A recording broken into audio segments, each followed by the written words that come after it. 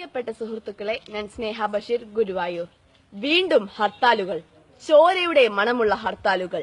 നീ പിടഞ്ഞ് മരിച്ചത് ആർക്കു വേണ്ടി?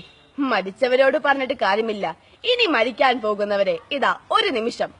നിരവധി രാഷ്ട്രീയ കൊലപാതകങ്ങൾക്ക് സാക്ഷ്യം വഹിച്ച നാടാണ് നമ്മുടെ കേരളം. രാഷ്ട്രീയം എന്നത് രാഷ്ട്ര നന്മയ്ക്കുള്ളതാണ്. എന്നാൽ ഇന്ന് അതൊരു പഴഞ്ചൊല്ലായി മാറിയിരിക്കുന്നു. സുഹൃത്തെ, നീ ഏത് പതാകയ്ക്ക് വേണ്ടി പിടഞ്ഞു മരിച്ചാലും നഷ്ടം നിനക്ക് മാത്രം. പാർട്ടി പതാകയിൽ പൊതിഞ്ഞ നിന്റെ ഡെഡ് ബോഡി ഒരു പൊതുദർശനത്തിന് വെക്കും. ആയിരങ്ങൾ നിന്നെ ചുറ്റിക്കറങ്ങി പടിയിറങ്ങും. നിന്റെ നേതാക്കന്മാർ ഒരു നിമിഷം നിന്റെ ബോഡിക്ക് മുന്നിൽ തലകുനിക്കും.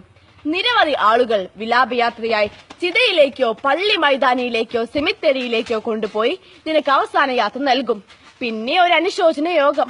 ആ യോഗത്തിൽ നിന്റെ നേതാക്കന്മാർ നിനക്ക് മുമ്പ് കൊല്ലപ്പെട്ടവന് വേണ്ടി എഴുതി തയ്യാറാക്കിയ അതേ വരികൾ ഉച്ചഭാഷണിയിലൂടെ വിളമ്പും.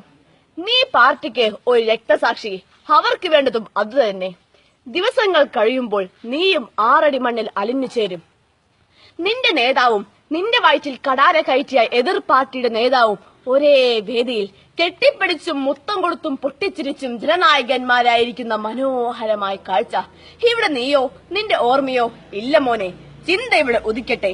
ആർക്ക് വേണ്ടി, എന്തിനു വേണ്ടി?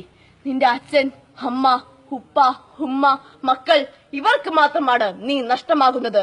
ഇവർക്ക് നിനക്ക് പകരമായി നിന്റെ പാർട്ടിക്കാർ എന്തു കൊടുക്കും? നിന്റെ പേരിൽ ആലേഖനം ചെയ്ത ഒരു സ്മാരകമോ, അതോ നിന്റെ പേരിലുള്ള ഒരു ബാനറോ? ഒരു കാര്യം കൂടി ആഴത്തിൽ ചിന്തിച്ചോളൂ.